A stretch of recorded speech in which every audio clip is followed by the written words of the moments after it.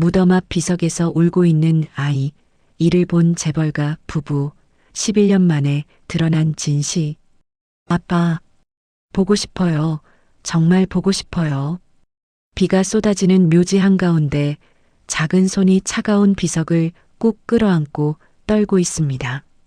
10살쯤 되어 보이는 남자아이가 빗물과 눈물이 뒤섞인 얼굴로 비석에 새겨진 이름을 바라보며 울부짖었습니다. 젖어 무거워진 회색 후드티, 숨 넘어가는 웅얼거림, 그리고 아이가 떨리는 목소리로 부르는 단 한마디. 아빠. 그 순간 검은 우산을 든 노부부가 얼어붙은 표정으로 그 장면을 바라보고 있었습니다. 비석에 새겨진 이름은 단 하나. 강민호. 죽은 지 11년 된 그들의 외아들이었습니다. 아들은 이미 세상을 떠났는데 왜 이 아이는 묘비 앞에서 아빠를 부르고 있는 걸까요? 이 기이한 장면은 잠들어 있던 한 재벌가의 비밀을 완전히 무너뜨리게 됩니다. 여기는 인생 라이프, 평범한 얼굴 뒤에 숨겨진 충격적인 진실을 기록합니다. 이제 묘지에서 시작된 이 믿기 힘든 이야기, 그 시작으로 들어가 보겠습니다. 그날 오후는 봄비가 내리고 있었습니다. 검은색 고급 세단이 묘지 입구로 천천히 들어서고 있었어요. 차 안에는 태양그룹 강태준 회장과 그의 아내 오수진이 앉아 있었습니다. 오늘은 아들 민호의 11번째 기일이었습니다. 태준은 매주 이곳을 찾았습니다. 비가 오나 눈이 오나 빠짐없이요. 그리고 매번 아들의 비석을 직접 닦았어요. 그것이 그가 아들에게 할 수 있는 유일한 일이었습니다. 언덕을 오르자 멀리서 희미한 소리가 들렸어요. 점점 가까이 가자 그것은 분명한 아이의 울음소리였습니다. 민호의 비석 앞에 작은 남자아이가 비석을 끌어안고 울고 있었습니다. 아빠, 아빠, 보고 싶어요. 수진의 입에서 작은 탄식이 새어나왔고 태주는 그 자리에 얼어붙었습니다. 아이가 고개를 들어 옆을 돌아보는 순간 수진의 손에서 국화다발이 미끄러질 뻔했어요. 그 얼굴, 죽은 아들 민호의 어린 시절과 똑같은 얼굴이었습니다. 눈매, 코, 입술의 모양, 심지어 울 때 코를 찡그리는 습관까지 완벽하게 똑같았어요. 수진이 먼저 다가갔습니다. 아가, 여기 혼자 온 거니? 여기 우리 아빠 계세요. 그런데 엄마도 이제 없어요. 몇 달 전에 교통사고로 하늘나라로 가셨어요. 태준이 조심스럽게 물었습니다. 이름이 뭐니? 강은우요. 성이 강씨라는 것. 그리고 이 아이가 민호를 아빠라고 부른다는 것. 퍼즐 조각들이 머릿속에서 어지럽게 돌아가기 시작했어요. 두 사람은 아이를 차로 데려갔습니다. 백미러로 아이를 보는 순간 태준의 심장이 또 한 번 철렁 내려앉았어요. 그 얼굴은 정말 10살 때 민호의 얼굴 그대로였습니다.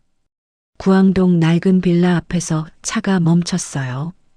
은우가 고개 숙여 인사하고는 빌라 안으로 뛰어들어갔습니다. 두 사람은 말없이 빌라를 바라봤어요.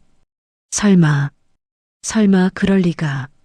하지만 그 얼굴은 부정할 수 없었어요. 집으로 돌아온 태주는 곧바로 서재로 향했습니다. 전화가 울렸어요. 회장님, 부산 공사장에서 사고가 났습니다. 하청업체 직원이 중상을 입었고 법적으로 문제는 저희 쪽 과실은 없습니다. 그럼 최소한으로 처리하게. 법적 책임 없으면 보상금도 최소한만. 감상 섞지 말고 원칙대로 하게. 사람보다 원칙, 감정보다 이익. 그것이 태준이 평생 살아온 방식이었어요. 그때 수진이 오래된 사진첩을 들고 들어왔습니다. 어린 시절 민호의 사진. 오늘 본 은우와 너무나 똑같았습니다. 착각이 아니에요. 분명 뭔가 있어요. 태준의 머릿속에 오래된 기억이 떠올랐습니다. 11년 전 민호가 보입니다. 젊은 민호가 아버지 앞에 서 있었습니다. 아버지, 이분은 정하은 씨입니다. 제가 사랑하는 사람입니다. 태주는 차갑게 두 사람을 바라봤습니다. 직업이 뭡니까? 식당에서 일하고 있습니다. 집안은? 부모님은 일찍 돌아가셨습니다. 하은이 밖으로 나가고 부자만 남았습니다. 아버지, 저 하은 씨와 결혼하고 싶습니다. 안 돼. 왜요? 하은 씨는 착하고 성실한 사람이에요. 집안도 그렇고 배경도 없는 여자와 결혼? 우리 가문의 체면이 뭐가 되겠냐? 전 사랑합니다. 하은 씨 없이는 못 살아요. 사랑? 그런 감상으로 가문을 유지할 수 있을 것 같아? 결혼은 사랑이 아니라 가문과 가문의 결합이야. 밖에서 기다리던 하은은 그 대화를 다 들었습니다. 눈물이 뺨을 타고 흘러내렸어요. 다시 현재. 그 후 민호는 결국 박지혜와 정략 결혼을 했어요. 그리고 결혼 1년 후 해외 출장을 갔다가 산악사고로 돌아오지 못했죠. 만약 민호와 하은 사이에 아이가 있었다면? 만약 그 아이가 오늘 본 은우라면? 태주는 천천히 입을 열었어요. 알아봐야겠소. 다음 날 수지는 비서를 불렀어요. 어제 묘지에서 본 아이예요.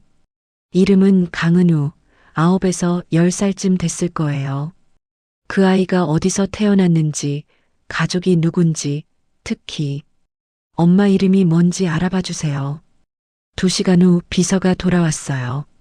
아이 이름은 강은우, 만 10살입니다. 주민등록상 아버지는 사망으로 기록되어 있고 어머니 이름은 정하은입니다. 5개월 전에 교통사고로 사망했습니다. 정하은. 바로 그 이름이었습니다. 11년 전 민호가 사랑했던 여자. 수지는 직접 구항동 빌라를 찾아갔습니다. 김복녀 할머니가 문을 열었어요. 은우 엄마, 정하은 씨에 대해 여쭤보고 싶어요. 복녀가 천천히 이야기를 시작했어요. 낮에는 식당에서 일하고 밤에는 물류센터에서 새벽까지 일했어요. 은우는 혼자 저녁 먹고 혼자 자는 날이 많았어요. 그래도 하은이는 은우를 세상에서 제일 사랑했어요. 혹시 시댁에 연락한 적은 없나요? 있었어요. 1년쯤 전이었나? 은우가 많이 아팠거든요. 복녀는 낡은 봉투 하나를 꺼냈어요. 이거 하은이가 보냈던 편지예요. 근데 수취인 불명으로 돌아왔어요. 봉투에 적힌 주소는 바로 자신들 집 주소였어요. 그렇다면 누군가 이 편지를 가로챘다는 말인데 6개월 전인가 하은이가 이상한 얘기를 하더라고요. 요즘 모르는 차가 계속 따라온다고. 여자 같다고. 그래서 하은이가 직접 시댁을 찾아가 보겠다고 했어요. 그런데 그날 교통사고가 났어요. 편지, 미행, 그리고 사고. 모든 게 우연일 수는 없었어요. 은우는 가끔 아파요. 심장이 안 좋대요. 민호도 어릴 때 유전성 심장병이 있었거든요. 이제 의심의 여지가 없었어요. 은우는 분명 민호의 아들이었습니다. 수진이 집으로 돌아온 직후 핸드폰이 울렸어요. 은우가 수업 중에 갑자기 쓰러져서 지금 구급차로 병원으로 가고 있습니다. 어느 병원이요? 서울대 병원 응급실입니다. 수지는 급히 병원으로 달려갔습니다. 의사가 나왔어요. 유전성 심장병으로 보입니다. 정확히는 비대성 심근증이고요. 아버지 쪽 가족력과 유전 정보가 꼭 필요합니다. 제 아들이 같은 병이었어요. 할머니 쪽 아들이요? 그럼 직계가. 태준도 급히 도착했어요. 유리창 너머 산소 마스크를 쓴 은우를 보는 순간 10살 때 민호가 입원했던 모습과 똑같았어요. 유전자 검사를 해보는 게 좋겠습니다. 검사합시다. 1시간 후 체열이 진행됐습니다. 태주는 생각했어요. 11년 만에 만난 손자일지도 모를 아이. 자신이 외면했던 며느리가 홀로 키운 아이. 다음 날 오후 병원 상담실. 의사가 서류를 펼쳤습니다. 부자관계 확률 99.9%입니다. 은우는 민호의 아들이었습니다. 11년 동안 모르고 지낸 진짜 손자였어요. 태준의 눈에서 눈물이 흘러내렸습니다. 평생을 차갑게 살아온 재벌 회장이 처음으로 눈물을 보이는 순간이었어요. 병실 문이 열렸습니다. 태준과 수진이 은우에게 다가갔어요. 은우야, 할아버지가 할 말이 있다. 태준은 무릎을 꿇고 은우의 눈높이에 맞췄습니다. 11년 전 우리 아들이 있었어. 이름은 민호였지. 내가 묘지에 찾아간 그 사람. 그게 바로 우리 아들이란다. 그리고 민호는 내 엄마 정아은이를 정말 사랑했어. 하지만 할아버지가 두 사람을 갈라놨단다. 오늘 검사 결과가 나왔어. 너는 우리의 진짜 손자야. 진짜 할아버지 할머니세요? 그래. 미안하다, 은우야. 은우는 할아버지 품에서 울음을 터뜨렸어요. 엄마가 할아버지 할머니 찾으려고 그렇게 힘들어했는데 그때 태준의 핸드폰이 울렸습니다. 예린 양의 혈액형 검사 결과를 보다가 이상한 점을 발견했습니다. O형과 A형 부모에게서는 AB형 자녀가 나올 수 없습니다. 태준의 얼굴이 굳어졌습니다. 이틀 후 예린의 유전자 검사 결과가 나왔습니다. 친자 관계가 없습니다. 11년 동안 손녀라고 믿었던 아이가 남의 아이였습니다. 태준은 법무팀장에게 전화를 걸었습니다. 5개월 전 정아은 씨 교통사고 기록 전부 확보하게. 그리고 며느리 박지의 차량 운행 기록도 조사해. 한편 집에서는 지혜가 불안에 떨고 있었습니다. 시부모의 행동이 며칠 전부터 이상했거든요. 사흘 후 법무팀장이 서류를 들고 왔습니다. 사고 당일 정아은 씨가 시댁 방향으로 걸어가는 모습이 찍혔습니다. 그리고 10m 뒤에 검은색 SUV가. 차량 번호는 박지혜 씨 명의입니다. 반송된 편지들의 서명란을 정밀 분석한 결과 박지혜 씨의 필적과 일치합니다. 법무팀장이 한 장의 편지를 더 꺼냈어요. 낡은 봉투, 개봉되지 않은 채. 발신인 정아은, 수신인 강태준, 태준 회장님께 우리 사이에 아이가 있습니다. 이름은 은우입니다. 아이가 많이 아픕니다. 심장병이라고 합니다. 도와주세요. 태준은 편지를 읽으며 몸이 떨렸습니다. 3년 전 너무 바빴다는 핑계로 서랍에 넣어둔 채 잊어버렸어요. 내가 이걸 봤어야 했는데 지혜만의 죄가 아니었어요. 자신도 하은을 외면했던 공범이었습니다. 바로 그때 병원에서 전화가 왔어요. 회장님, 은우군 상태가 급격히 악화됐습니다. 지금 당장 응급수술이 필요합니다. 수술은 2시간 동안 계속됐습니다. 태준은 벽에 기대 서 있다가 천천히 주저앉았어요. 바닥에 앉은 채 두 손으로 얼굴을 감쌌습니다. 미안하다. 정말 미안하다. 민호야, 하은아, 은우야. 모든 게 다 내 잘못이야. 평생을 차갑게 살아온 회장이 복도 한가운데서 오열하고 있었습니다. 한참이 지나고 홍보팀에서 전화가 왔어요. 태양그룹 상속 스캔들이라는 제목으로 기사가 나갈 예정입니다. 회사도 명예도 가문도 모두 무너지고 있었습니다. 그리고 지금 이 순간 손자는 수술실에서 생사의 기로에 서 있었어요. 수술실 문이 열렸습니다. 수술은 성공했습니다. 세 사람은 그 자리에 주저앉았어요. 안도의 눈물이 흘러내렸습니다. 태준은 결심했습니다. 내일 기자회견 준비하게. 모든 진실을 공개할 거야. 그리고 경찰에 연락해. 다음 날 아침 대저택 서재. 태준과 수진이 지혜를 불렀습니다. 책상 위에는 모든 증거가 펼쳐져 있었어요. 5개월 전 정하은 씨 교통사고 당일 내 차가 그녀를 미행했지. 아, 아니에요. 거짓말하지 마. 내 차 번호판이 여기 다 찍혀 있어. 정하은 씨가 우리 집으로 보낸 편지들 전부 내가 가로챘지? 그리고 예린이는 민호의 아이가 아니지? 지혜는 더 이상 부인할 수 없었어요. 태준이 마지막 편지를 꺼냈어요. 그런데 나도 죄인이다. 이 편지 나한테 온 거였어. 근데 난 너무 바빠서 서랍에 넣어두고 잊어버렸지. 너만의 죄가 아니야. 나도 공범이다. 수진도 고개를 숙였어요. 저도 11년 전 둘을 갈라놓는데 동의했으니 책임이 있어요. 지혜가 울부짖었어요. 그럼요. 어머님, 아버님도 책임 있죠. 전 사랑도 없이 이 집에 시집 왔어요. 그래서 정하은을 죽게 놔뒀단 말이냐? 바로 그때 서재 문이 벌컥 열렸습니다. 형사 2명이 들어왔어요.